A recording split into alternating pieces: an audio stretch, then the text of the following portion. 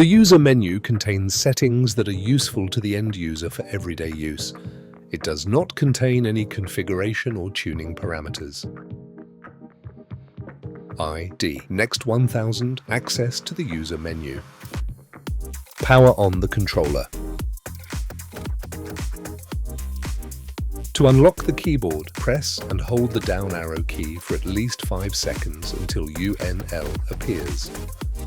Press and hold the set button for 5 seconds until DIF appears. Some examples of user menu parameters: DIF, hysteresis; LSE, lower set point limit; HSE, upper limit set point; DTY, defrost mode.